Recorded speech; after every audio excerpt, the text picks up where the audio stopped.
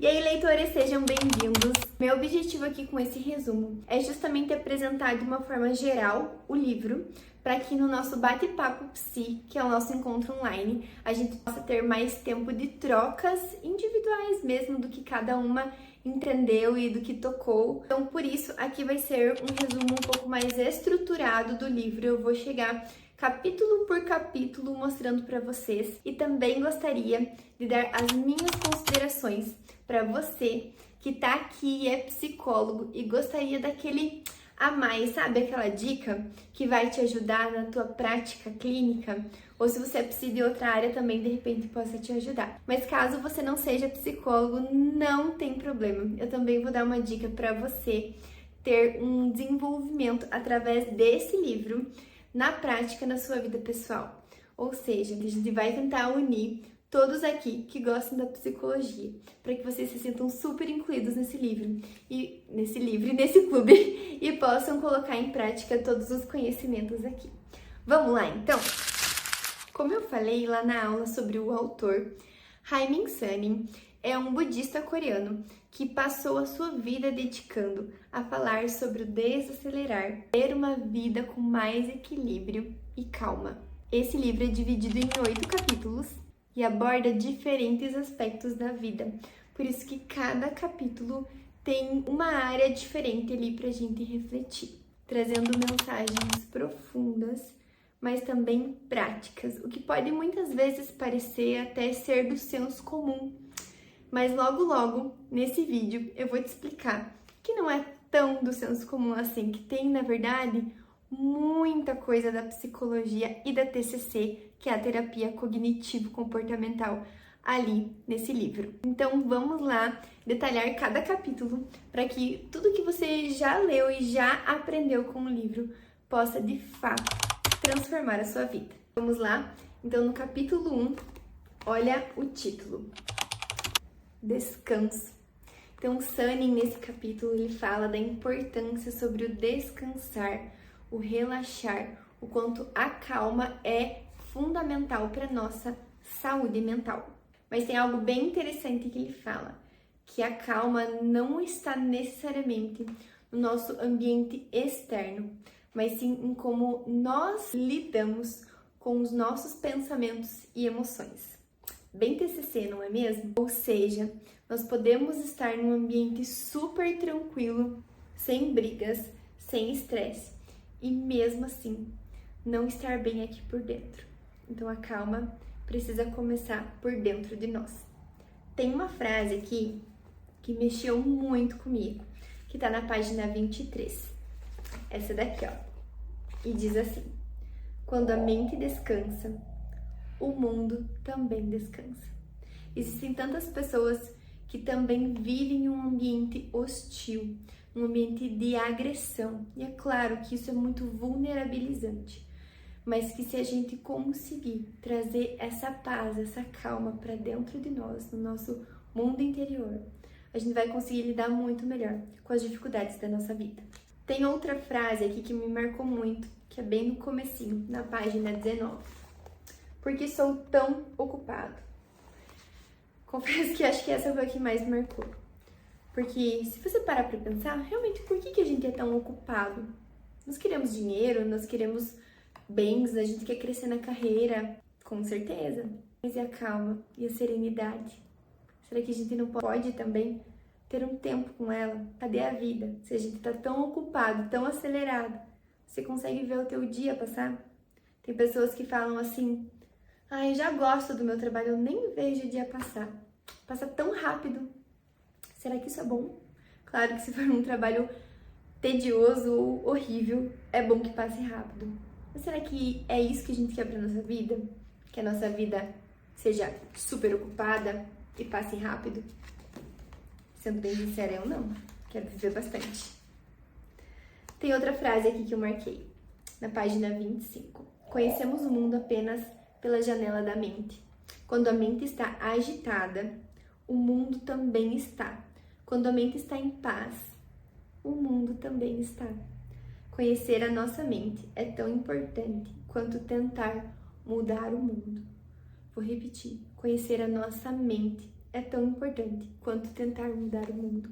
Por isso que eu vejo que a psicologia é tão importante. Se você que está ouvindo esse vídeo nunca fez terapia ou não está fazendo terapia, eu recomendo que você comece, que você faça um acompanhamento psicológico, nem que seja para você apenas se conhecer. Porque quando a gente conhece a nossa mente, como o nosso cérebro funciona, como a gente interpreta as nossas vivências, as situações, a gente consegue também mudar o mundo ao nosso redor. Porque o que importa mais, o que ele fala aqui, que não é o mundo em si, mas é o que está dentro de nós, é como a gente vê o mundo. Ai, gente, isso é tão maravilhoso, não é? Quero que você reflita uma coisa comigo. Você conseguiu descansar esse mês? Pare e pense se você realmente conseguiu descansar. Aqui mais pra frente, nesse capítulo 1, ele fala algumas dicas bem simples, que parecem até, tipo, ao primeiro olhar, tipo, por que ele tá escrevendo isso? É algo tão básico, mas que é muito profundo. E eu vou ler aqui na página 40 e 41 bem rapidinho para vocês. Diz assim: o bom humor abre corações fechados. Ele pode nos livrar do controle que nossos pensamentos exercem sobre nós. O bom humor. Como é o teu humor? Você anda mais animada, feliz, ou triste, estressada, ansiosa, deprimida? Quando estamos alegres, nosso coração se abre para coisas novas. Está se sentindo inquieto e deprimido? Então olhe para o rosto de uma criança. Gente, olha isso. Olhe para o rosto de uma criança adormecida por 1 minuto. Você logo vai sentir ondas de paz. Então, muito fofo também, conforme ele vai direcionando pra gente ir pro capítulo 2, que não fala só de como a gente interpreta o mundo, mas fala também sobre a gente ter atenção plena. A atenção plena é também você focar em você, no teu mundo interior e nas coisas boas, sim, que o mundo também pode nos trazer. Então, além de aprender a realmente descansar a alma, descansar a mente, é importante com que a gente aprenda a viver o momento presente e aproveitar as coisas boas da vida. Isso no livro diz que diminui realmente a ansiedade. E não só o livro, né? Nós psicólogos sabemos que realmente é real isso. A gente vê, às vezes, até no nosso consultório, o paciente chegando super estressado, inquieto, ou na nossa sessão online. Quando ele se olha, né? Quando ele se conecta com o momento presente, com agora, ele sai daqui mais leve. Então, o autor nos convida a olhar para o momento presente e cultivar a autoconsciência, porque isso nos ajuda a olhar para a realidade com mais clareza. Porque o que é a ansiedade? Ela é uma emoção. E quando a ansiedade ela está muito ativada, muito forte, quando as nossas emoções tomam conta da nossa mente, nós geralmente não conseguimos pensar com clareza. Então, a autoconsciência, ela ajuda a diminuir os afetos negativos e trazer a parte mais racional da nossa mente. E aqui, a partir da página 51, o autor nos convida a olhar para as nossas emoções e ser amigo delas. Porque só assim a gente vai conseguir manejá-las, controlá-las e entender o que elas estão querendo nos dizer. Porque assim a gente ativa também a parte racional. Achei até curioso que aqui na página 57 ele diz aqui embaixo: quando você ataca alguém, com frequência é porque tá com medo. Então veja, todas as nossas emoções, elas têm uma importância gigantesca. E se a gente não olha para elas com carinho, não tenta entender o que essas emoções estão dizendo para nós, geralmente a gente não vai conseguir reagir de uma maneira boa. A gente não vai conseguir lidar com a situação. A gente não vai conseguir ter atenção plena. A gente vai entrar naquele mar da emoção e geralmente reagir de uma maneira que a gente não gostaria. E aqui na página 68 e 69, o autor diz assim: lembre-se de que você não é os seus sentimentos, nem a história que a sua mente lhe conta para que eles façam sentido.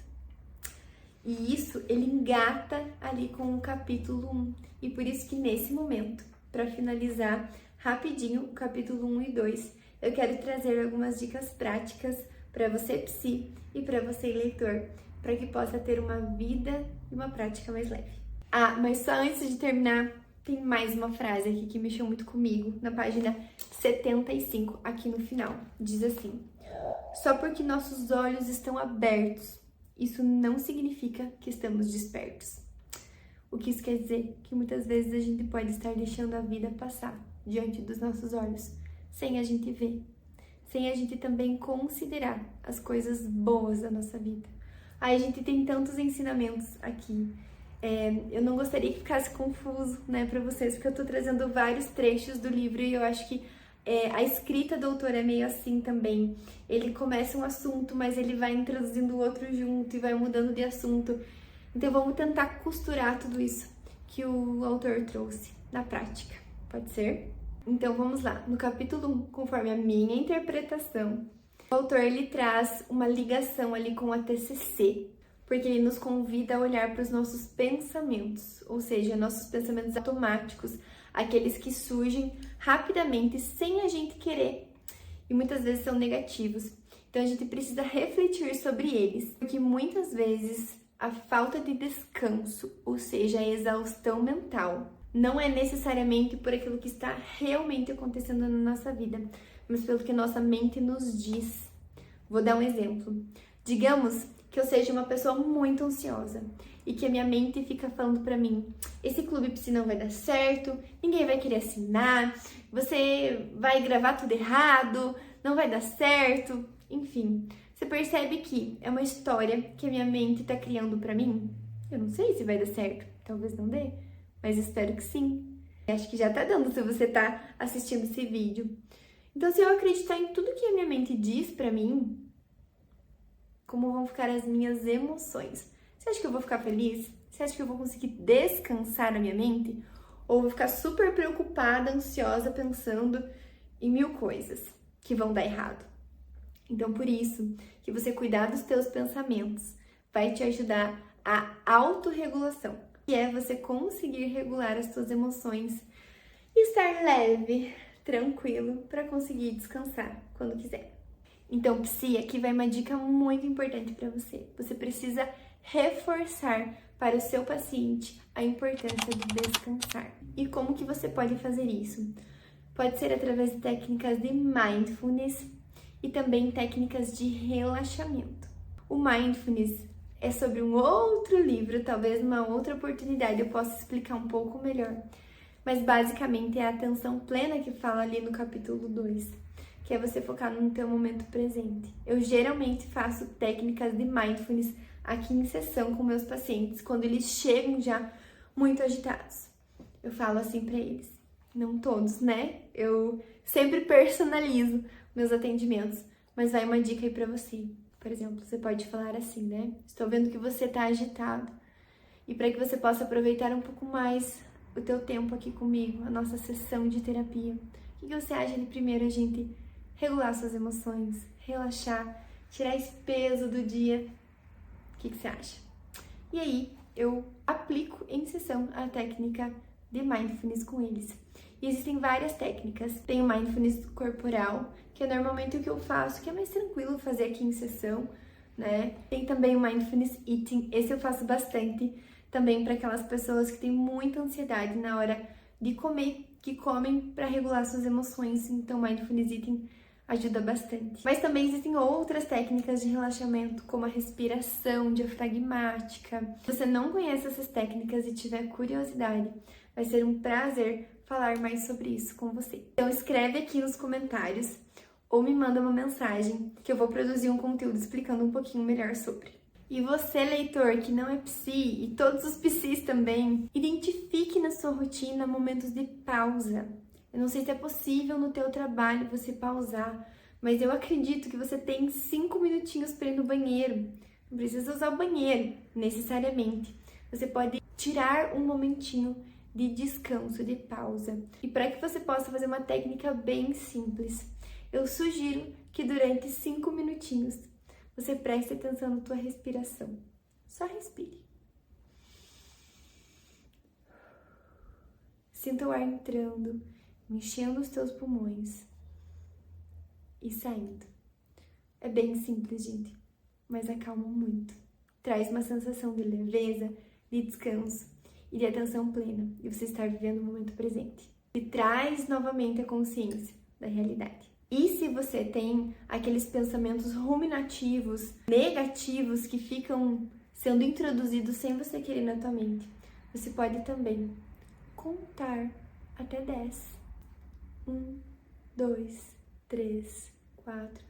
E você vai preenchendo a sua mente com algo que não é aquele pensamento e vai se acalmando. Ou até mesmo contar ao inverso. 5, 4, 3, 2, 1. E respira fundo. O que você acha de tentar fazer isso hoje, leitor? Você pode fazer agora, aonde você está vendo esse vídeo. Se você estiver deitado, se você estiver lavando a louça, se você estiver sentado no teu sofá, pause esse vídeo e respire. Viva o teu momento presente. Olhe onde você está.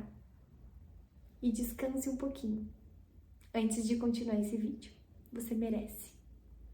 E você merece também vivenciar as suas leituras. O meu objetivo aqui no clube é que você possa desenvolver um hábito de leitura leve, que você possa ter a leitura como um momento de descanso, de prazer. Por isso que eu acho que esse livro é perfeito para a gente começar o nosso clube. Então, durante as suas leituras, meu querido leitor, tire todas as distrações de perto de você. Deixe o celular no outro cômodo, deixa o teu gatinho, o teu cachorrinho fora do lugar, só um pouquinho, só 15, 30 minutinhos para você ler e observe como a experiência da leitura é prazerosa. E continuando a leitura do livro, vamos para o capítulo 3, na página 81. Vamos falar sobre paixão. Paixão? Sim, mas aqui ele não fala sobre a paixão de relacionamento. Ele fala sobre a paixão da vida, do propósito. Sunny nos encoraja a abraçar as nossas paixões da vida, sem que a gente se perca nas expectativas dos outros ou no perfeccionismo. Só que é muito curioso, porque quando a gente escuta essa palavra paixão, viver com propósito, o que a gente quer da vida, parece tudo muito bom. Mas ele começa o capítulo nos alertando que o excesso de paixão é perigoso. Então, olha lá na página 87, ele diz assim: só conseguimos trabalhar com os outros de forma harmoniosa e eficaz quando aprendemos a controlar o excesso de paixão. Só assim podemos compartilhar o nosso entusiasmo com os que estão à nossa volta. E também, olha que fofo, ele fala aqui na página 90, é importante trabalhar duro, mas não se apegue à sensação de trabalhar muito. Se está inebriado por essa sensação, é porque liga menos para o trabalho do que para a imagem que os outros têm de você. Eita, que facada! Então, o que ele diz aqui? Que nem tudo que é paixão é realmente aquilo que a gente quer viver na nossa vida, porque muitas vezes essa paixão, ela vem e nos carrega para algo que é em excesso, e tudo que é em excesso não é saudável. E é por isso que nenhum relacionamento sobrevive de paixão. E é muito interessante, porque ele vai discorrendo aqui sobre paixão para que você pense se as tuas paixões não te levaram a ser uma pessoa egoísta ou se te levaram a se perder no meio do caminho. E eu acho que esse é um dos principais motivos de eu ter escolhido ler esse livro, porque eu tenho uma paixão imensurável pelo meu trabalho, uma paixão gigantesca pela psicologia. E isso é bom, mas é ruim também. Por quê? Porque isso faz com que a gente foque, no caso eu, foque muito na minha profissão, no meu trabalho, e acabava deixando muitas outras coisas importantes na minha vida de lado. Eu confesso que ainda tenho um pouco de dificuldade nisso. Quero muito conseguir colocar na prática esse desacelerar. E aqui na página 94 do livro, ele começa a falar sobre a gente olhar para o nosso ego. Mas o que a paixão tem a ver com o ego? Pare e reflita. Quando você se apaixonou por alguém, não é porque aquela pessoa talvez fazia de tudo que você queria, ou era tudo que você sonhava? Então, por isso que a paixão em excesso pode trazer um aumento negativo no nosso ego, muitas vezes sem a gente perceber. Leitor, gostaria muito que você compartilhasse aqui nesse vídeo se você também interpretou dessa forma, porque o que eu acho mais incrível da leitura é que cada leitor vai interpretar de uma forma, mesmo que seja uma história linear. Aquilo que mais te marca é aquilo que você precisava ouvir, aquilo que você está vivenciando. Então, eu tô sendo bem sincera com vocês com aquilo que me marcou. E também aqui na página 96, ele vai introduzindo o tema dos relacionamentos e fala assim: o importante não é ter razão, é estarmos felizes juntos.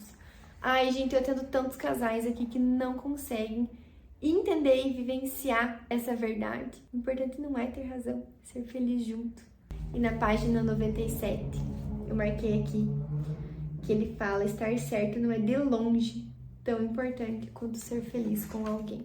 Página 99. Se quero convencer alguém, primeiro escuta a pessoa com atenção e tento entendê-la. Então aqui ele já começa a dar algumas dicas para aquelas pessoas que estão em um relacionamento, que estão vivendo uma paixão, para que não deixem essa paixão consumi-las. A paixão é uma parte muito importante do relacionamento, sim. Ela é uma fase linda, que quando a gente se relaciona, se apaixona, a gente vai lembrar para sempre. Mas ela é uma fase, gente, ela precisa passar para que a gente possa ter um relacionamento maduro. Ai, tem tantas dicas legais aqui para quem atende casais e relacionamento. Olha na página 100, diz assim: criticar sem apresentar solução só serve para inflar o ego do crítico. Olha aqui novamente ele falando do ego, né?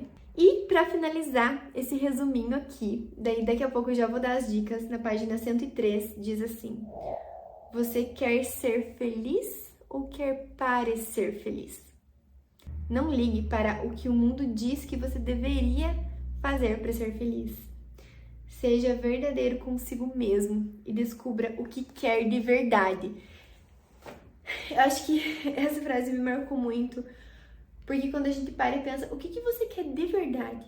Que não seja para agradar ninguém, que não seja para inflar o teu ego, que não seja para ser melhor do que ninguém, ou cumprir as expectativas do outro. O que você quer de verdade? O que te inspira, mesmo depois que a paixão passa? Então aqui nesse capítulo sobre paixão, tem muitas verdades profundas e eu consigo lembrar um pouco de um dos braços da TCC, que é a ACT, a Terapia de Aceitação e Compromisso. Não sei se vocês já ouviram falar, mas é uma abordagem da terapia cognitivo-comportamental de terceira geração, ou seja, ela é mais nova, né, mais moderna, digamos assim, mas que tem ainda a raiz da TCC e fala sobre a importância da gente aceitar as nossas emoções, aceitar o momento que a gente está vivendo, mas se comprometer de verdade com aquilo que a gente quer. E isso talvez seja bem importante em relacionamentos amorosos ou até relacionamentos familiares, de quando muitas vezes a gente tenta fazer com que a outra pessoa mude, melhore, e não vê mudanças e não vê melhora. E muitas vezes você faz tudo pela pessoa, mas chega a hora que você vê que talvez que o melhor que você possa fazer é aceitar. Aceitar que o outro é assim, mas se comprometer com o outro da mesma forma. Eu, por exemplo, tenho muitos defeitos. Meu marido me aceita do jeito que eu sou. Ainda bem, né? Ele está comprometido comigo, mesmo sendo assim. Claro que ele se irrita às vezes, mas tudo bem, a gente resolve. E eu também, muitas vezes, tenho que aceitar as minhas próprias emoções. Aceitar que às vezes eu não tô tão bem num dia ali para atender. Muitas vezes eu acordei com um humor um pouco mais deprimido ou ansiosa, mas usar da aceitação de que eu não estou bem, mas que eu tenho um compromisso comigo mesma e com os meus pacientes, me ajuda a ser uma psicóloga melhor naquele dia, mesmo que o meu melhor do dia seja apenas 10%. E é aí que a gente tem que cuidar com as paixões, porque é muito melhor ter uma relação de amor com o teu trabalho, com a tua carreira, porque assim a gente consegue ter uma relação mais madura também. A gente tem tanta coisa que dá para trazer, né, que dá para você se espelhar nesses aprendizados. Espero que eu não esteja viajando demais. Então, pra gente ir finalizando esse capítulo 3 sobre paixão, eu queria deixar uma dica aqui para você. Pense o porquê você trabalha onde você trabalha hoje. Por que você escolheu a profissão que você escolheu? Por que você é psicólogo? Por que você é estudante de psicologia? O que realmente importa para você? No teu trabalho, na tua carreira, na tua profissão? O que te motiva? Pensou? Conseguiu responder? Então alinhe os seus esforços do dia a dia como um compromisso. Não seja só mais uma paixão passageira, não só algo para inflar o seu ego, mas para que te traga realmente vida na tua vida, felicidade, e que você sinta que está seguindo o propósito que realmente faz sentido na tua vida. Vamos para o capítulo 4 sobre relacionamentos? Esse capítulo fala sobre algumas dicas de como construir relações saudáveis, cultivar os relacionamentos e praticar compaixão nas interações humanas. E lendo esse capítulo, eu lembrei muito sobre as habilidades sociais, que é falado no meio da psicologia, e sobre as muitas técnicas que nós usamos sobre assertividade e comunicação. Comunicação é tudo, não é mesmo? Lembrando agora, vocês já ouviram falar de um estudo de Harvard que foi feito, em que eles pegaram centenas de pessoas e acompanharam elas durante toda a vida para poder identificar o que realmente trazia felicidade, o que é ter uma vida feliz. Vocês sabem o que eles descobriram? Eles avaliaram tanto pessoas ricas, milionárias, pessoas que ficaram pobres durante a sua jornada, que casaram, que ficaram solteiros, que divorciaram, que tiveram filhos, não tiveram filhos. E sabe o que eles descobriram? O autor nos responde aqui. Na página 109, diz assim: se a felicidade é o que queremos alcançar na vida, obviamente, será que não deveríamos, então, nos esforçar mais para cultivar bons relacionamentos com as pessoas à nossa volta? Esse é o segredo, gente, da felicidade, é ter bons relacionamentos. O que adianta a gente ter uma carreira maravilhosa, muito dinheiro, ter viajado o mundo, não ter ninguém para compartilhar? Ou pior, ter uma pessoa ruim para compartilhar tudo isso. Não uma pessoa ruim, né? Eu digo um relacionamento ruim. E aqui na página 111, tem uma metáfora que eu achei maravilhosa, porque quando a gente fala de relacionamento, envolve tanta coisa. E aqui nesse trecho ele fala sobre a distância e a proximidade do relacionamento. Um bom relacionamento pode ser comparado a sentar-se diante da lareira. Você lembra de ter lido isso, leitor? Se nos sentamos bem perto, durante muito tempo ficamos com calor e podemos nos queimar.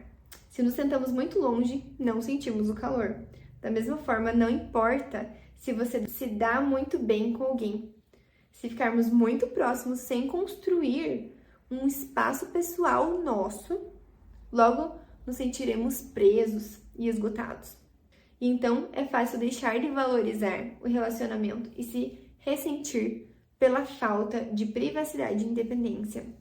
Por outro lado, se não fizermos nenhum esforço para estar em contato com os amigos e familiares, não sentiremos o calor do seu amor e nem eles o nosso. O segredo é encontrar um equilíbrio. Como eu adorei esse livro para tirar trechos para os meus pacientes. Mesmo que você não atenda casais, mesmo que você não seja um casal, tenho certeza que tem muitas dicas nesse livro que vai te ajudar. Se você conseguiu ler com calma, se você leu correndo tudo, passou de uma página para outra, como eu fiz no começo, eu não entendi nada. Só pensei, nossa, é um monte de dicas e conselhos do senso comum. Pensei, não, calma, pera, acho que eu que tô acelerada. E aí eu comecei a ler com mais calma e as coisas foram fazendo mais sentido pra mim. E aqui na página 128 ele começa a falar sobre a jornada do perdão. Quem que nunca teve que perdoar o seu parceiro, né, ou alguém da sua família? Aqui na página 131 diz assim: será que a pessoa que você odeia merece ser carregada por aí em seu interior? Guarde em seu coração apenas aqueles que você ama. Se carregar por aí pessoas que odeia, isso vai lhe causar apenas angústia e depressão. Gente, é muito real isso. Eu vejo nos meus pacientes, tem alguma mágoa, alguma falta de perdão por alguém. Pode ser de algo que aconteceu há muitos anos. Geralmente isso acaba acarretando em problemas na vida atual. E aí, depois que a gente vai descobrir a raiz da questão. Então, por mais difícil que seja perdoar alguém, você, nesse momento que tá assistindo esse vídeo, lembrou aí na tua cabecinha, você sabe que tem um possível ranço aí dentro. Libera essa pessoa do teu coração. Deixa apenas aqueles que você ama aí dentro, aqueles que merecem estar aí dentro, no seu interior. E para finalizar, sobre como ter um relacionamento saudável, eu acho que essa frase define tudo. Página 139. O que nos torna verdadeiramente felizes é conhecer alguém que nos aceite como somos. Que lindo isso, né? Eu desejo do fundo do meu coração que você tenha alguém do seu lado que te aceite como você é. Se você ainda não tem, vou estar torcendo para que consiga, porque isso sim é ter uma vida feliz através de bons relacionamentos. Então, Psi, a minha dica nesse capítulo para você é: ajude os seus pacientes a identificarem padrões disfuncionais nos seus relacionamentos, porque isso é tudo, gente. É muito importante nós termos uma relação, principalmente amorosa, saudável, né? Então, se você percebe nos seus pacientes uma dificuldade com um parceiro, traga técnicas de comunicação, de assertividade. Sabem aquele livro Comunicação Não Violenta? De repente, eu posso até trazer aqui no clube. Ele é muito bom, porque ele fala sobre os 4 passos de como saber se comunicar com seu parceiro, né? E com as outras pessoas também. É uma boa dica. E você, leitor? A minha dica para você é: escute ativamente o outro, seja teu parceiro, teus amigos ou alguém da sua família. Quando a gente escuta, a gente dá espaço para o outro ser quem ele é, e assim você consegue aos poucos ir construindo uma relação saudável. Então, minha dica para você essa semana, hoje, se possível, tente escutar ativamente, sem interromper a outra pessoa. Mesmo que seja difícil, acho que isso vai ser bem importante para tua vida. E vamos para o capítulo 5. O amor. Aqui na página 153, o autor reforça, dizendo assim, que o amor é caloroso e libertador, não aprisiona. O amor é inocente, como uma criança sem segundas intenções. Olha aí, ele voltando a falar que o ego não entra aqui numa relação verdadeira de amor. Aqui na página 154 também me chamou a atenção que ele fala assim: por que não posso dar a ela um presente e dizer que amo? Suas palavras e seus presentes vão significar mais quando ela estiver pronta. Ame a pessoa, não os próprios sentimentos. Aqui ele volta a falar que o amor ele não tem que ser egoísta, não tem que ser para agradar os nossos sentimentos, mas para agradar a pessoa. Por isso que muitas vezes eu utilizo, e fica a dica aí pra você, Psi, minhas sessões sobre as linguagens do amor. Você já ouviu falar? É um outro livro bem legal também, que é bem simples, que fala sobre como cada um tem uma linguagem diferente de se sentir amado. E às vezes não adianta a gente tentar amar a outra pessoa pelo que a gente quer. A gente precisa amar o outro pelo que ele precisa, pelo que ele é. Tão profundo isso, né? Mas vamos continuar. Na página 162, diz assim: sem amor, nossa vida passaria num piscar de olhos. O amor tem o poder de parar o mundo por um momento. Você já se sentiu assim, leitor? De você abraçar alguém que você ama e parece que aquilo é tudo que você precisa no mundo. Não é tão maravilhoso, mágico isso? E aqui ele incorpora nessa frase o descanso, que você se sente calmo, a atenção plena, ter um relacionamento saudável e viver o amor. Tudo numa frase só, viu? Olha quanto conteúdo Psi você tem para passar para os seus pacientes e nas suas redes sociais também. E para ir finalizando esse capítulo maravilhoso, na página 164 diz assim: o amor significa amar a pessoa do jeito que ela é. Querer que ela seja de determinada forma não é amor, e sim o seu desejo. Leitor, você se ama do jeito que você é? Ou você tem um desejo de ser diferente? Talvez esse desejo diga que você não se ama. Como está o seu amor próprio? Então, a minha dica para você nesse capítulo, leitor, é para que você ame a si mesmo também. É para que você olhe para você, se ame do jeito que você é. Eu sei que às vezes é difícil. E por isso, nós precisamos praticar o autocuidado. Porque quando nós nos cuidamos, nós olhamos para nós e temos mais compaixão de nós mesmos. Então vamos praticar esse amor verdadeiro, tanto na nossa vida quanto nos nossos relacionamentos? Ainda temos o capítulo 6, 7 e 8. Por hoje eu fico por aqui.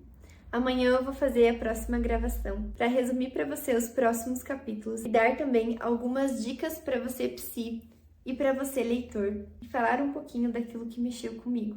Espero que você possa compartilhar também conosco o que mexeu com você.